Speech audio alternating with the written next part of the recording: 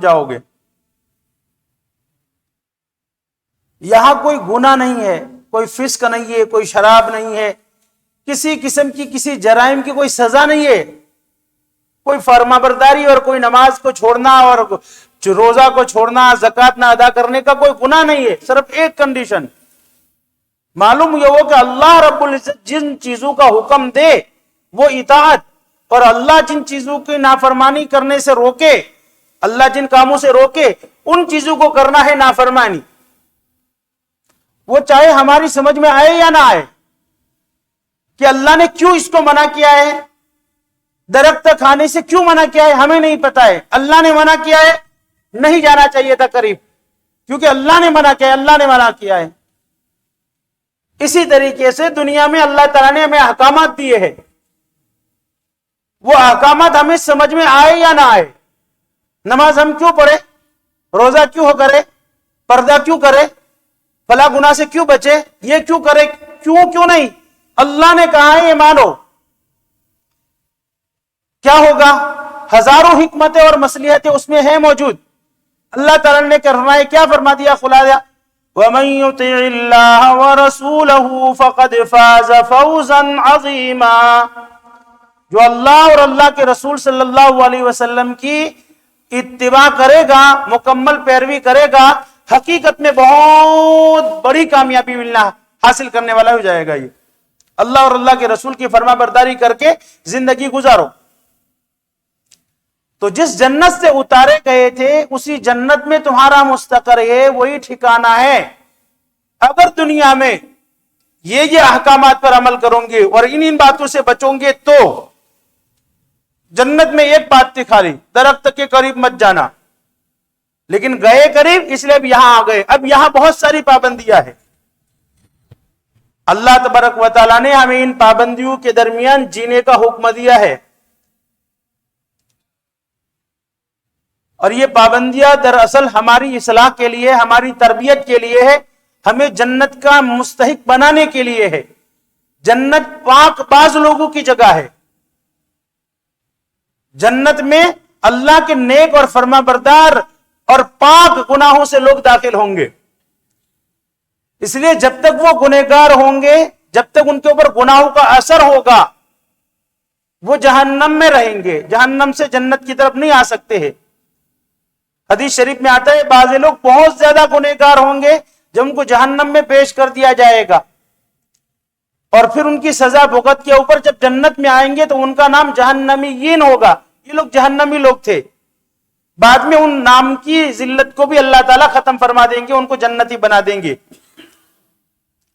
تو عزیز و دوست بزرگوں، اللہ رب العزت کی دی ہوئی یہ مختصر زندگی ہے، اگر ہم کامیاب ہونا چاہتے ہیں اور بہت بڑی کامیابی حاصل کرنا چاہتے ہیں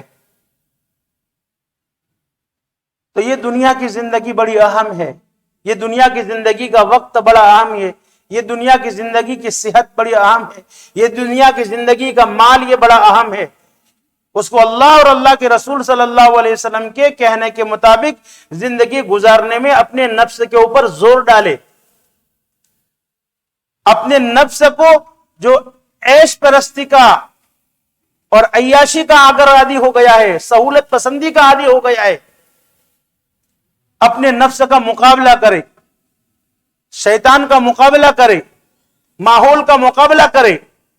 یہ کافی نہیں ہے کہ ماحول ایسا ہے کیا کرے، زمانہ ایسا ہے کیا کرے، اس گناہ سے تو بہت بچنا مشکل ہی ہے کیا کرے، بڑا مشکل ہوتا ہے کیا کرے، نہیں۔ وَأَمَّا مَنْ خَافَ مَقَامَ رَبِّهِ وَنَهَى النَّفْسَ عَنِ الْهَوَىٰ فَإِنَّ الْجَنَّةَ هِيَ الْمَأْوَىٰ، جو شخص اپنے رب کے سامنے کھڑے ہونے سے ڈرا، وَنَهَى النَّفْسَ عَنِ الْهَوَىٰ، اور اپنے نفس کو خواہشات نفسانی کی پیروی کرنے سے روکا، فَإِنَّ الْجَنَّةَ هِيَ الْمَأْوَىٰ، تو جنت اس کا ٹھکانہ ہے۔ فَأَمَّا مَنْ طَغَىٰ، جس نے سرکشی کی، اللہ کی بات نہیں مانی، وَآثَرَ الْحَيَاةَ الدُّنْيَا، اور دنیاوی زندگی کو ہی اس نے ترجیح دی، فَإِنَّ الْجَحِيمَ هِيَ الْمَأْوَىٰ، تو جہنم اس کا ٹھکانہ ہے۔ میرے بھائیو دوستو، دنیا کے اندر اگر کوئی حکومت، کوئی جج، کوئی ادارہ ایک جیسے جرموں میں دو مجرموں کو الگ الگ سزا دے تو دنیا کی آواز اٹھتی ہے، انفیئر انفیئر، ناانصافی ہوئی، ناانصافی ہوئی، اس کے ساتھ ناانصافی ہوئی، اس کے ساتھ غلط ہوا، سارے ایک ساتھ کھڑے ہو جاتے۔ اللہ تبارک و تعالی انصاف کرنے والے ہیں، اللہ تبارک و تعالی انصاف کرنے والے، اتنا سمجھ لے۔ اللہ تبارک و تعالی ایمان والے اور اللہ تبارک و تعالی کی نافرمانی کرنے والے برابر نہیں ہو سکتے ہیں۔ سورہ جمعہ، سورہ سجدہ میں روزانہ ہم سنتے ہوں کہ جمعہ کے دن کہ ایمان والے فلہم جنات المأویٰ، ان کے لیے جنت ٹھکانہ ہے۔ وَأَمَّا الَّذِينَ فَسَقُوا، نافرمانی کرنے والے، فَمَأْوَاهُمُ النَّارُ، ان کا ٹھکانہ دوزخ ہے۔ هَلْ يَسْتَوِي الَّذِينَ يَعْلَمُونَ وَالَّذِينَ لَا يَعْلَمُونَ، جاننے والے اور نہ جاننے والے برابر ہو سکتے ہیں؟ نہیں برابر ہو سکتے ہیں۔ اس لیے عزیزو دوستو، دنیا کی زندگی کے وقت کو قدر کی نگاہ سے ایکٹیو ہو کر کے ہوش و حواس کو سنبھالتے ہوئے، سستی کو ختم کرتے ہوئے، اپنے نفس کی خواہشات کی پیروی کی خلاف ورزی کرتے ہوئے ایک اللہ تبارک و تعالیٰ کی بات کو اور اللہ کے رسول صلی اللہ علیہ وسلم کے احکامات کو پیروی کرنے کی کوشش کرے تو انشاءاللہ، اور اپنے گھر والوں کو، اپنے بال بچوں کو، اپنے اہل و عیال کو بھی دین کی تعلیم سے، آخرت کے اعمال سے، اعمال صالحہ سے واقف کرائے، اپنی بچوں کو، اپنی فیملی میں پیدا ہونے والے بچوں کو، بچی کی بچی کو، بچوں کے بچوں کو، ان تمام بچوں کے بارے میں گھر کے سربراہ کو ہمیشہ متنبہ رہنا چاہیے۔ لیکن ہماری زندگیوں سے جو ہمیں محسوس ہوتا ہے کہ ہم دنیا کے سلسلے میں بہت زیادہ ایکٹیو ہے، بہت زیادہ ایکٹیو ہے۔ بچپن سے لے کر 3 سال سے نرسری شروع کر دیتے ہیں، اور جب تک وہ یونیورسٹی کے اچھے کام پر نہ لگ جائے تب تک ماں اور باپ ایک ساتھ ایک جیسی کوشش کرتے ہیں اور ان کو جابیں دلا کر کے پھر دم لیتے کہ ہاں اب ہمارا بچے کا اسٹیٹس سدھر گیا کیونکہ اس کے بعد اب اچھی جاب آ گئی۔ یہی خلاصہ ہماری کامیابی کا، آخری منزل ہماری یہ، بس اب یہ ہم لوگ الحمدللہ کامیاب ہو گئے۔ کیوں بھائی؟ بچہ نے ماشاءاللہ اچھی جاب لے لی ہے، بہت اچھے کام کر رہا ہے۔ اب وہی بچہ کے بارے میں ہم پوچھے کہ دنیا کے بارے میں تو یہ کامیابی ہے، نماز ایک پڑھتا ہے؟ نہیں۔ اسلامی لباس ہے؟ نہیں۔ داڑھی ہے اس کے پاس؟ نہیں۔ قرآن کی تلاوت روزانہ کرتا ہے؟ نہیں۔ فرائض نماز کی پابندی کرتا ہے؟ نہیں۔ آخر اللہ کے سامنے کبھی روتا ہے؟ نہیں۔ اسلامی لباس کے بارے میں اللہ تعالی نے قرآن کریم میں لباس کے بارے میں آیت نازل فرمائی، یا ایھا الذین آمنوا،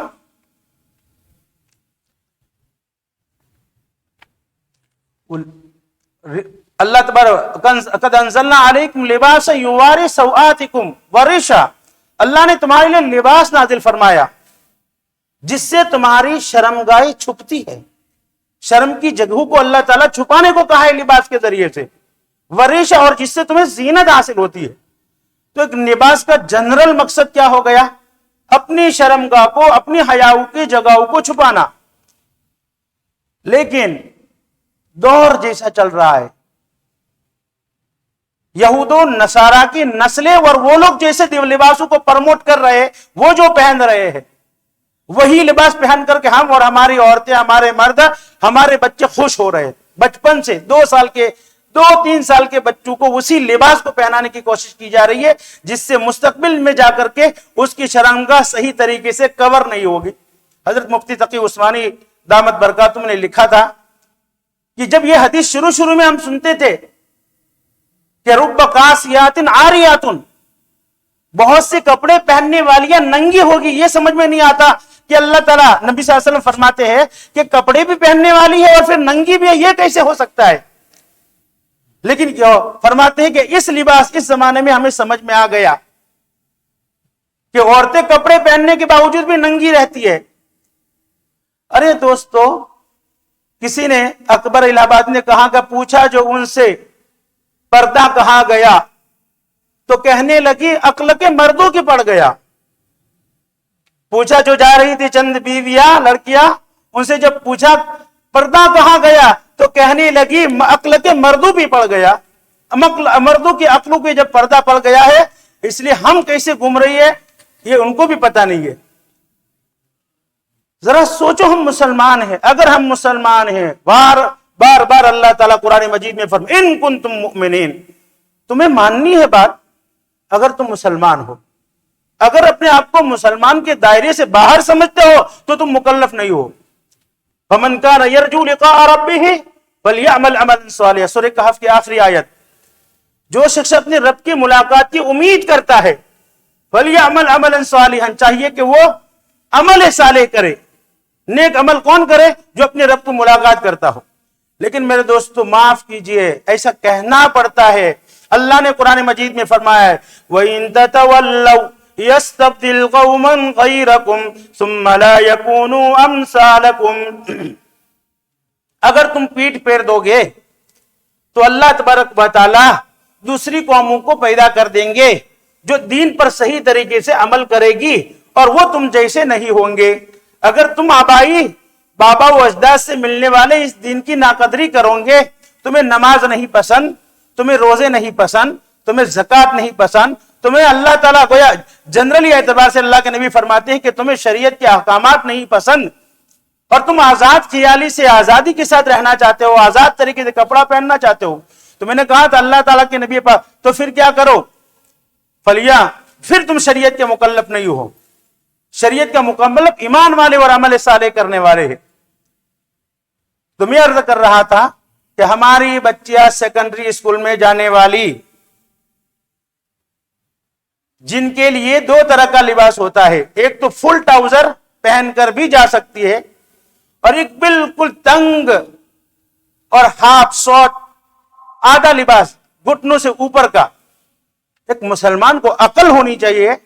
میرے گھر سے میری بالغ بچی کو ایسے تنگ و تاریک لباس میں جو بالکل ننگے پن کی طرح میں بیچ رہا ہوں, مجھے شرم نہیں آنی چاہیے, اور ہمیں نہیں بتانا چاہیے کہ بیٹا یہ لباس ہمارے لیے مناسب نہیں ہے.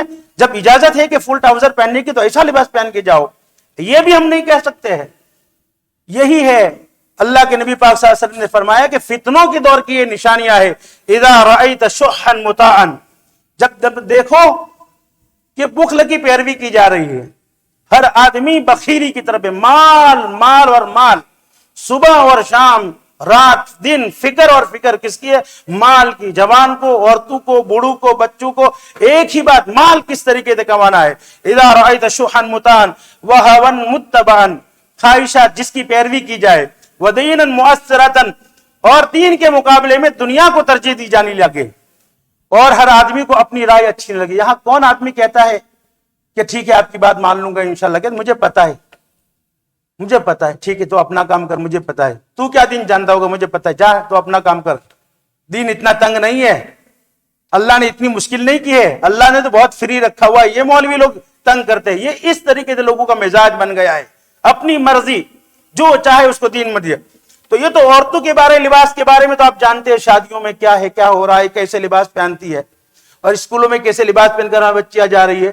اور نوجوانوں کے بارے میں اچھے داڑیاں رکھی ہوئی ہے نوجوان. پہلے مسلمانوں کو کہا جاتا تھا داڑھی رکھو, شریعت کا حکم ہے, اللہ کے نبی کی سنت ہے, ان کو پسند نہیں آتی تھی. اب ایکٹرز رکھنے لگے ہیں, اب ایکٹرز کی اتباع میں اب سب کو داڑھی اچھی نہیں لگی, ہاں نہیں آپ بہت اچھے, یو لک نائس. اب یہ کس کی اتباع میں رکھی جا رہی ہے داڑیاں؟ ایکٹروں کی اتباع میں. اگر جس نے اس کی اتباع کر کے لیے رکھی ہوئی ہے تو اس کے لیے فلہو ما نویٰ, اس کے لیے وہی ہے جو اس کے لیے نیت کی ہے, اس کو سنت کا تھوڑی ثواب ملے گا. اور پھر ایسا لباس, نوجوان داڑیاں رکھی ہوئی ہے, اچھے گھر کے نوجوان دیندار, لیکن اس تعلیم کی کمی کی وجہ سے, یہ مدرسہ یہاں سے صبح شام سے چلتا ہے, بس یہ مدرسہ برائے مدرسہ ہے 2 گھنٹے کے لیے, بس یہ پیک کر کے مدرسہ دین میں رہے, یہ دین مدرسے میں ہی رہے, یہاں سے باہر آنے کی ضرورت نہیں ہے, ہم دین کو یہی رہے بس. وہ ہماری زندگیوں میں نہ نماز آنی چاہیے وہاں سے, نہ تعلیم آنی چاہیے, نہ تربیت آنی چاہیے, نہ وضو آنا چاہیے, نہ اخلاق آنا چاہیے. مدرسہ ہم بیچتے ہیں کیوں؟ خالی مدرسے کے ٹائم کے لیے دیندار بنے رہو, جاؤ وہاں جبہ پہنو, وہاں کام کرو, اس کے علاوہ باقی تمہیں ضرورت نہیں ہے. اس لیے ہماری نوجوان شارٹ پہن کر کے مسجدوں میں گھٹنے کھلے ہوئے, امام ابو حنیفہ رحمۃ اللہ علیہ کے نزدیک منیمم سطر ناف سے لے کر کے گھٹنوں تک کو ڈھانپنا ہے. لیکن اب یہ گرمی کا زمانہ ہے, بڑے بڑے نوجوان, شرم آتی ہے ہمیں کہتے ہوئے ان کو کہ اللہ کے بندے تمہیں ایسے. پھر ہم بہت سے مسجدوں میں چلے آتے ہیں, بعض لوگ کہتے ہیں یار ان کو کیوں کہتے ہو, بیچارے مسجد میں تو آتے ہیں. تو مسجد میں آتے ہیں, مسجد کے آداب کے ساتھ آؤ, ان کو سکھاؤ, اپنے گھروں میں تعلیم دو کہ بھائی ایسے لباس میں کیوں پہنتے ہو. لہذا یہ دوستو ہم سب کی ذمہ داری ہے, اگر ایسے کام کرتے رہیں گے, منکر سے نہیں روکیں گے, بھلائیوں کا حکم نہیں کریں گے, برائیوں سے بچائیں گے نہیں, تو دوستو اللہ تعالیٰ پھر کوئی دعاؤں کو نہیں سنے گا. اور یہ قیامت کے زمانہ کے گویا ہم قریب سے قریب تری جا رہے ہیں. اللہ تعالیٰ ہم سب کی حفاظت فرمائے, ہم ہماری آنکھوں کو کھول دے,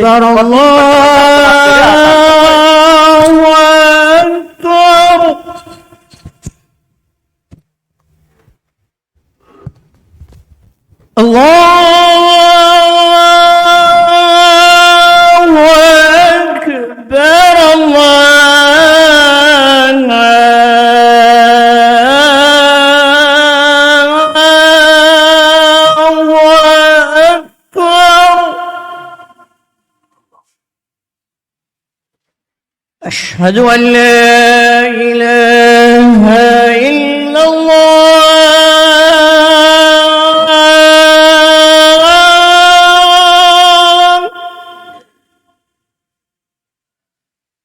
أشهد أن لا إله إلا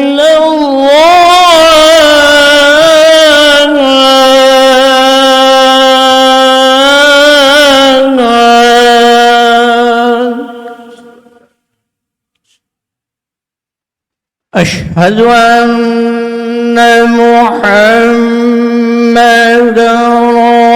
رسول الله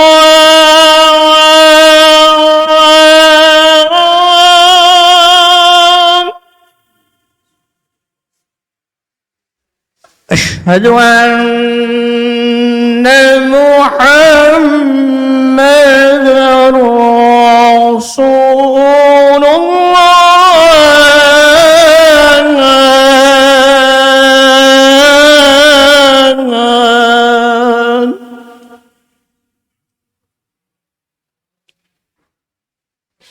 حي على الصلاة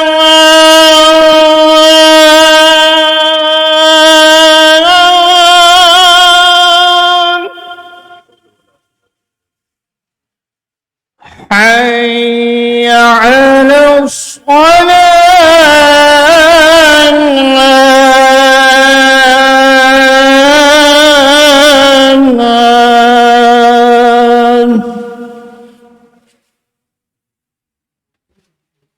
حي على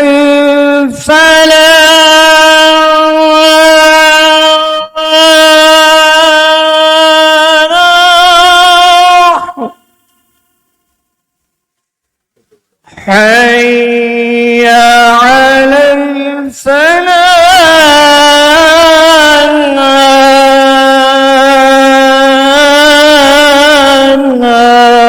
الفلاح الله أكبر الله أكبر لا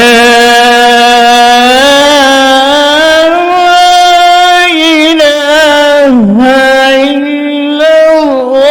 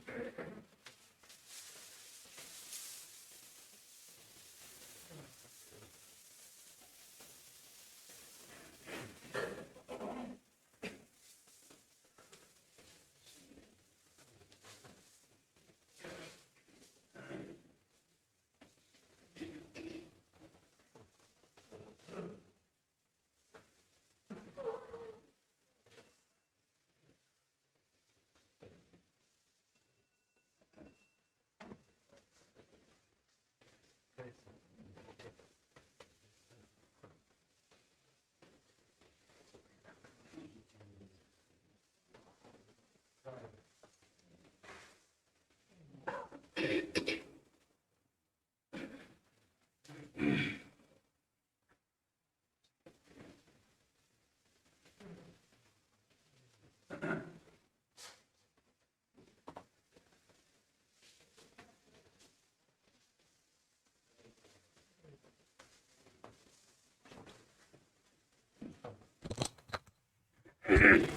اللہ الرحمن الرحیم محترم، ماشاء اللہ الحمدللہ قربانی کے ایام آ رہے ہیں، حج کے ایام بھی چل رہے ہیں۔ بڑے افسوس اور بڑے قلق کے ساتھ کہ حج کا فریضہ ہم ادا کرنے سے معذور ہیں اس وقت۔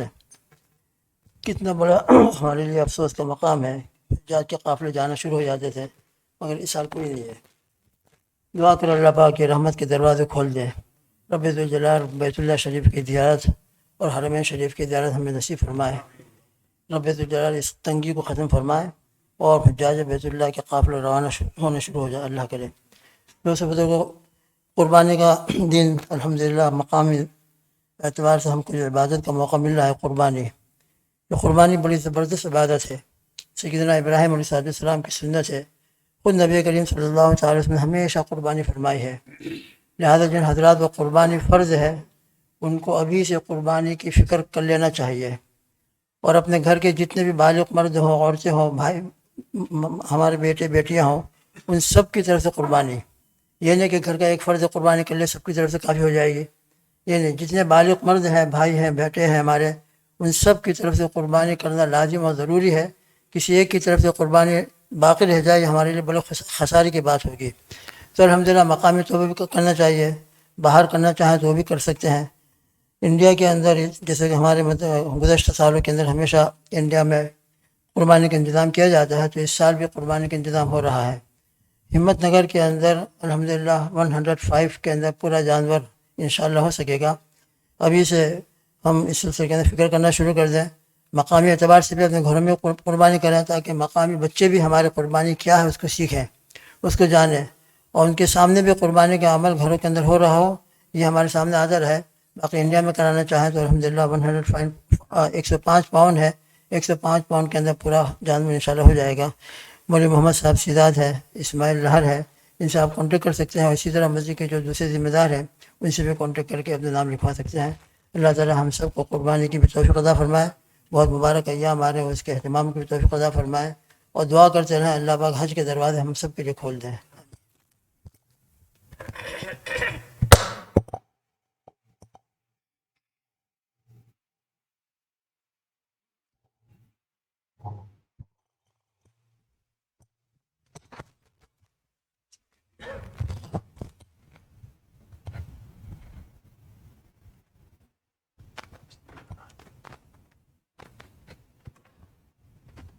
اللہ اکبر، اللہ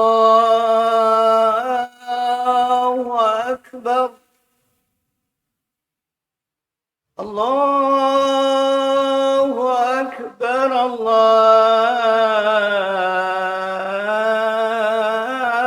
اللہ اکبر،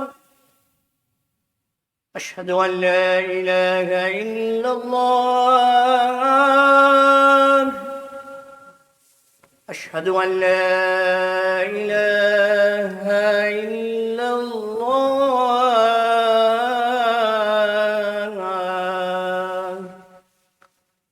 اشہد ان محمد رسول اللہ، اشہد ان محمد رسول اللہ،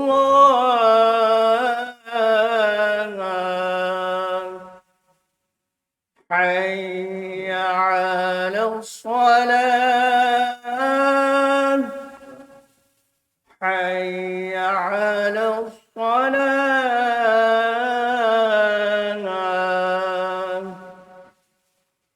حی علی الفلاح، حی علی الفلاح،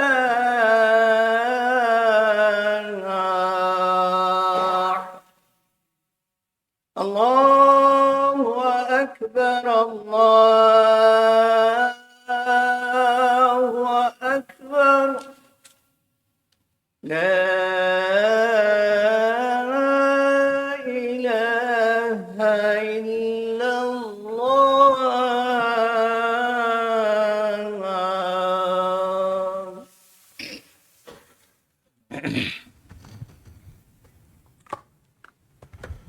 الحمد لله الذي جعل الأمر بالمعروف والنهي عن المنكر القطب الأعظم في الدين وبعث له النبيين أجمعين وأشهد أن لا إله إلا الله وحده لا شريك له وأشهد أن سيدنا ومولانا محمدا عبده ورسوله الذي بلغ ما أنزل إليه من ربه ورب العالمين صلى الله عليه وعلى آله وأصحابه الذين كانوا يصدعون بالحق ولا يخافون في الله لومة لائمين. أما بعد، فقد قال الله تبارك وتعالى: ولتكن منكم أمة يدعون إلى الخير ويأمرون بالمعروف وينهون عن المنكر وأولئك هم المفلحون. وقال تعالى: لولا ينهاهم الربانيون والأحبار عن قولهم الإثم وأكلهم السحت لبئس ما كانوا يصنعون. وقال رسول الله صلى الله عليه وسلم: من رأى منكم منكرا فليغيره بيده فإن لم يستطع فبلسانه فإن لم يستطع فبقلبه وذلك أضعف الإيمان.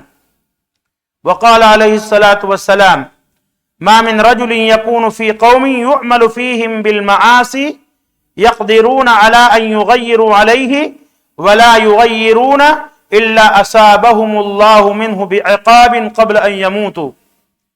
وقال عليه الصلاة والسلام: إذا عملت الخطيئة في الأرض من شهدها فكرهها كان كمن غاب عنها ومن غاب فرضيها كان كمن شهدها.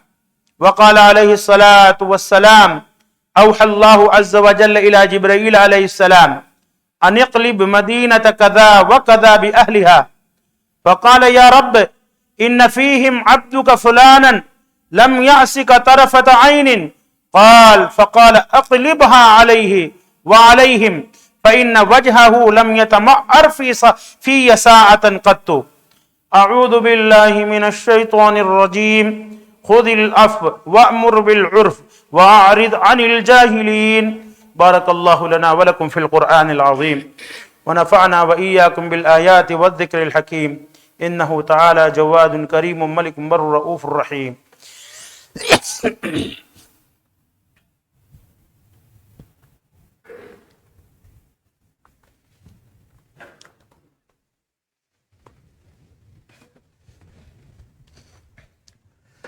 الحمد لله نحمده ونستعينه ونستغفره ونؤمن به ونتوكل عليه ونعوذ بالله من شرور أنفسنا ومن سيئات أعمالنا. من يهده الله فلا مضل له ومن يضلل فلا هادي له. ونشهد أن لا إله إلا الله ونشهد أن محمدا عبده ورسوله أرسله بالحق بشيرا ونذيرا بين يدي الساعة. من يطع الله ورسوله فقد رشد ومن يعصهما فإنه لا يضر إلا نفسه ولا يضر الله شيئا. أعوذ بالله من الشيطان الرجيم. إن الله وملائكته يصلون على النبي يا أيها الذين آمنوا صلوا عليه وسلموا تسليما. اللهم صل على محمد عبدك ورسولك وصل على المؤمنين والمؤمنات والمسلمين والمسلمات وبارك على محمد وأزواجه وذرياته. قال النبي صلى الله عليه وسلم: أرحم أمتي بأمتي أبو بكر رضي الله تعالى عنه، وأشدهم في أمر الله عمر رضي الله تعالى عنه، وأصدقهم حياء عثمان رضي الله تعالى عنه، وأقضاهم علي رضي الله تعالى عنه، وفاطمة سيدة نساء أهل الجنة رضي الله تعالى عنها، والحسن والحسين سيدا شباب أهل الجنة رضي الله تعالى عنهما، وحمزة أسد الله وأسد رسوله رضي الله تعالى عنه. اللهم اغفر للعباس ولده مغفرة ظاهرة وباطنة لا تغادر ذنبا. الله الله في أصحابي لا تتخذوهم غرضا من بعدي فمن أحبهم فبحبي أحبهم ومن أبغضهم فببغضي أبغضهم وخير أمتي قرني ثم الذين يلونهم ثم الذين يلونهم اللهم أيد الإسلام وأنصاره وأذل الشرك وأشراره اللهم وفقنا لما تحب وترضى واجعل آخرتنا خيرا من الأولى اللهم انصر من نصر دين محمد صلى الله عليه وسلم واجعلنا منهم واخذل من خذل دين محمد صلى الله عليه وسلم ولا تجعلنا منهم عباد الله رحمكم الله إن الله يأمر بالعدل والإحسان وإيتاء ذي القربى وينهى عن الفحشاء والمنكر والبغي يعظكم لعلكم تذكرون اذكروا الله العلي العظيم يذكركم وادعوه يستجب لكم ولذكر الله تعالى أعلى وأولى وأعز وأجل وأتم وأهم وأعظم وأكبر والله أعلم ما أصنع وما تصنعون. صفحے درست کر لے, ایک لائن کے اوپر کھڑے رہے, چاہے گیپ پورے نہیں کر سکتے لیکن ایک لائن میں کھڑے رہے. جزاکم اللہ خیر.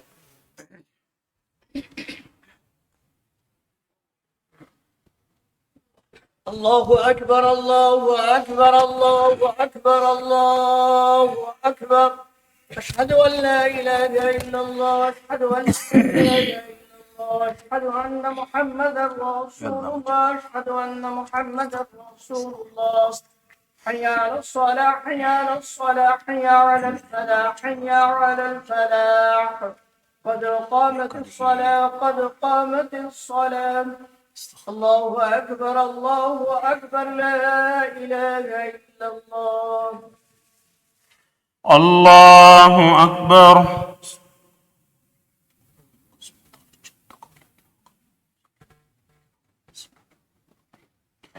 الحمد لله رب العالمين الرحمن الرحيم مالك يوم الدين إياك نعبد وإياك نستعين اهدنا الصراط المستقيم صراط الذين أنعمت عليهم غير المغضوب عليهم ولا الضالين.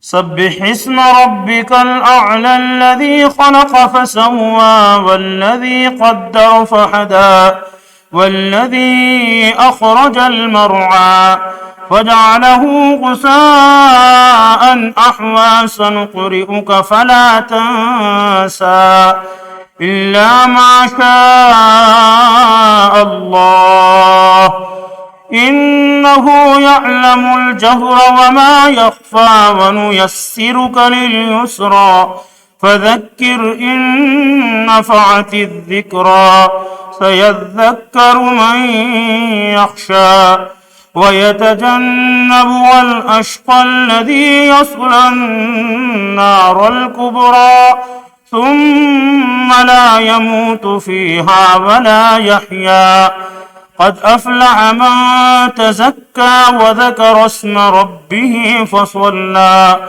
بل تؤثرون الحياة الدنيا والآخرة خير وأبقى إن هذا لفي الصحف الأولى صحف إبراهيم وموسى.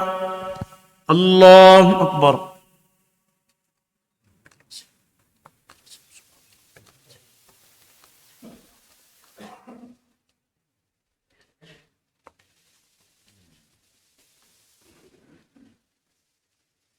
سمع الله لمن حمده.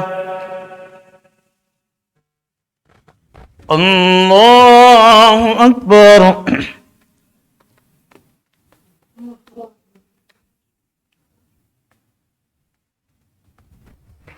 الله أكبر. الله أكبر.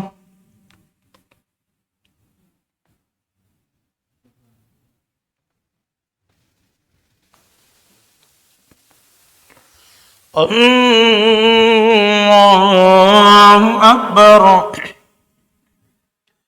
الحمد لله رب العالمين الرحمن الرحيم مالك يوم الدين إياك نعبد وإياك نستعين اهدنا الصراط المستقيم صراط الذين أنعمت عليهم غير المغضوب عليهم ولا الضالين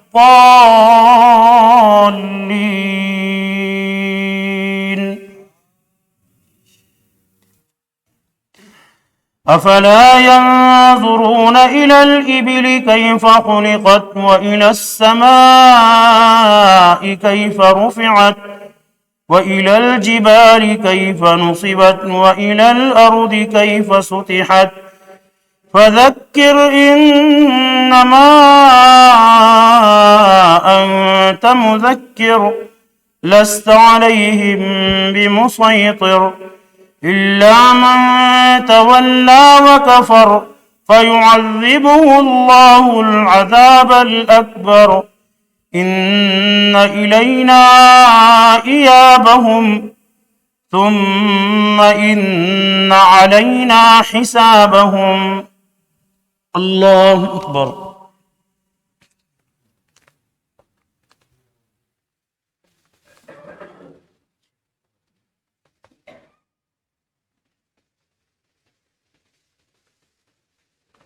سمع الله لمن حمده الله أكبر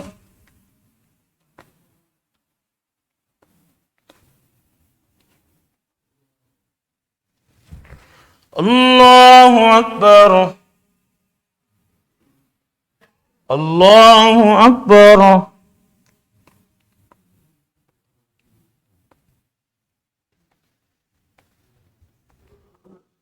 الله أكبر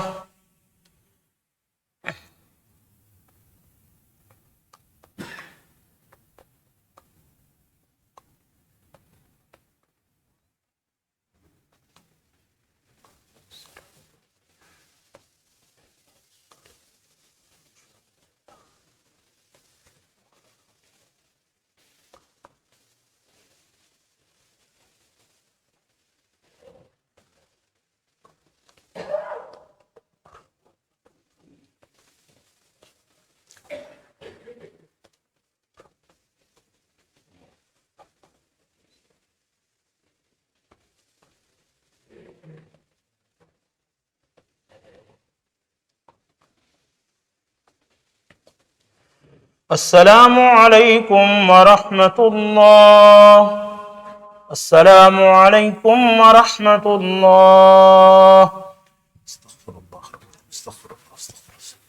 بزرگان محترم، جیسا عرض کیا گیا، اللہ تبارک و تعالی ہم سب کو اپنے نیک بندہ بننے کی توفیق عطا فرمائے، کثرت سے استغفار کرے۔ اللہ والے ایڈوائز دیتے ہیں کہ دن میں کم سے کم 1200 دفعہ اور زیادہ سے زیادہ استغفار 12,000 دفعہ کرے، روزانہ استغفار کرے، فتنوں سے بچنے کی دعائیں کرے، صبح شام کی جو دعائیں ہے منقولی دعائیں اللہ کے نبی صلی اللہ علیہ وسلم نے فرمائی، ان دعاؤں کا اہتمام کرے، دین کو گلے سے لگائے، دین سے محبت کرے، قرآن سے محبت کرے، گھروں میں تلاوت کا ماحول پیدا کرے، تمام فرائض نمازیں جو ہے حتی الامکان مسجدوں میں ادا کرنے کی کوشش کرے، تاکہ دوستو دین اپنانے والے بن جائے، دین نسلوں میں باقی رہنے والے بن جائے، وگرنہ خدا خواستہ اسی طریقے سے ہم رہے اور دین سے دور ہوتے گئے تو ہماری نسلوں سے ایمان ختم ہو جائے گا۔ اس لیے کوشش کرے اس دین سے محبت کرنے کی، اللہ سے محبت کرنے کی، اللہ سے رسول صلی اللہ علیہ وسلم سے محبت کرنے کی، اور اپنے دین کو اپنانے کی کوشش کرے۔ اللہ تعالی ہم تمام کے لیے دین پر چلنا آسان فرمائے۔ بسم اللہ الرحمن الرحیم۔ الف لام میم اللہ لا الہ الا هو الحی القیوم وانت الوجوہ للحی القیوم۔ اللہم صلی علی سیدنا محمد وعلی آل سیدنا محمد وبارک وسلم۔ یا ارحم الراحمین، ہمارے گناہوں کو معاف فرمائیے، ہماری خطاؤں، ہمارے قصور و غلطیوں کو معاف فرمائیے، ہم سب کو سیدھے راستے کی ہدایت عطا فرمائیے۔ اے کریم اللہ، جس سیدھے راستے پر چلنے کے لیے آپ نے ہمیں حکم دیا ہے وہ سیدھا راستہ ہمیں سمجھا دیجئے، اس پر عمل کرنا ہمارے لیے آسان فرما دیجئے، ہمیں اپنے دین سے محبت کرنے والے بنا دیجئے۔ اے اللہ آپ نے ہمارے اوپر بہت زیادہ احسان کیے ہیں، بہت کرم فرمایا ہے، بہت نعمت عطا فرمائی ہے۔ اے کریم اللہ آپ کی مسلسل نعمتوں کی بارشیں اور ہماری طرف سے مسلسل گناہ اور نافرمانیاں، اے کریم اللہ اپنے فضل و کرم سے ہمیں طاعت کی لذت نصیب فرمائیے، آپ کی فرما بردار بندوں میں سے بنا دیجئے، اپنے مخلص بندوں میں سے بنا دیجئے، متقیوں میں سے بنا دیجئے، پرہیزگاروں میں سے بنا دیجئے۔ اے کریم اللہ آپ کے سامنے منہ دکھانے کے قابل ہو سکے، آپ کی صحیح ملاقات کر سکے، آپ کا دیدار کر سکے، آپ کی جنت میں جانے کے قابل بن سکے، ایسے اعمال صالحہ کرنے کی توفیق عطا فرمائے۔ اے کریم اللہ ہم نہیں جانتے دنیا کی زندگی کے دن ہمارے لیے کتنے باقی رہ گئے ہیں، آپ کو وہ وقت اور وہ دن اور وہ سال سب کچھ پتا ہے۔ کریم اللہ ہم آپ سے حفاظت چاہتے ہیں، اے اللہ کرم چاہتے ہیں، ہدایت کی تامہ چاہتے ہیں، ایمان کامل چاہتے ہیں، اعمال صالحہ چاہتے ہیں، اچھے اخلاق چاہتے ہیں۔ ان تمام کی طرف ہماری رہبری فرمائیے، ہماری دسترگیری فرمائیے، ہماری نسلوں کی، ہمارے بال بچوں کی، ہم تمام کی حفاظت فرمائیے۔ اے اللہ موجودہ دور کے جو جتنے بھی ظاہری اور باطنی فتنے پھیلے ہوئے ہیں، فتنے پھیلائے جو جا رہے ہیں، اے اللہ ان کے شرور، ان کے فتن سے، اس کے برے اثرات سے ہمارے اولاد کی اور پوری امت مسلمہ کی حفاظت فرمائے۔ اے حفاظت کرنے والے، اے آسمان و زمین کے، اے سمندروں کی حفاظت کرنے والے، اے چاند و سورج کے بنانے والے خالق اور مالک، ہم سب کے مالک، پوری انسانیت کے مالک، تمام مخلوق کے مالک اور خالق، قیامت کے دن کے مالک، ہم آپ سے پناہ چاہتے ہیں، ہمیں اپنی پناہ میں لے لیجئے، اپنی حفاظت فرمائیے۔ اے کریم اللہ دجال کی فتنے سے، دجالی فتنوں سے، ظاہری باطنی فتنوں سے، اے اللہ زندو مردو کی فتنوں سے ہماری پوری حفاظت فرمائیے۔ اے اللہ ہم سے راضی ہو جائیے، اے اللہ ہم کو اپنے آپ سے راضی کرنے والے، آپ کو راضی کرنے والے اعمال کی ہمیں توفیق عطا فرمائیے۔ اے اللہ ہم سب پر اپنا کرم فرمائیے، اچھی نمازیں، اچھا ذکر، اچھی عبادتیں کرنے کی توفیق عطا فرمائیے، اپنی محبوبیت، اپنی مقبولیت نصیب فرمائیے۔ پیارے حبیب پاک صلی اللہ علیہ وسلم کی اتباع، آپ صلی اللہ علیہ وسلم سے محبت اور آپ کی سنت کے اوپر طریقے پر رہتے ہوئے آپ کے تمام احکامات کو بجا لانے کی ہمیں توفیق عطا فرمائیے۔ اے اللہ ہماری تمام ضرورتیں غیب سے پوری فرمائیے، دنیاوی تمام ضرورتیں پوری فرمائیے، ہمارے اہل اولاد کی، ہماری نسلوں کی اصلاح فرمائیے، عافیت کے ساتھ اصلاح فرمائیے، ہر قسم کے شرور اور فتن سے ہماری پوری حفاظت فرمائیے۔ اے اللہ ہماری دعاؤں کو اپنے فضل و کرم سے قبول فرمائیے، ہمارے مرحوموں کی مغفرت فرمائیے، ہمارے والدین کی مغفرت فرمائیے، جو بقید حیات ان کی خدمت کی اور ان کی صحیح طریقے سے اللہ تبارک و تعالی، اے اللہ ان کی خدمت کرنے کی ہمیں توفیق عطا فرمائیے۔ یا غفار یا غفور رحیم، جو مانگنا وہ عطا فرمائے، جو مانگنے سے رہ گیا اپنی شان اپنے خزانوں سے ہمیں عطا فرمائیے۔ اے اللہ ہماری دعا کو قبول فرمائیے۔ وصلی اللہ تعالی علی خیر خلق محمد و آلہ و اصحابہ اجمعین برحمتک یا ارحم الراحمین۔